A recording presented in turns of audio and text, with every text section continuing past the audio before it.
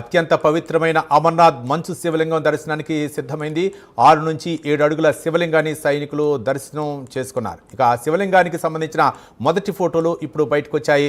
July 3 నుంచి అమర్నాథుడి యాత్ర ప్రారంభమవుతుంది.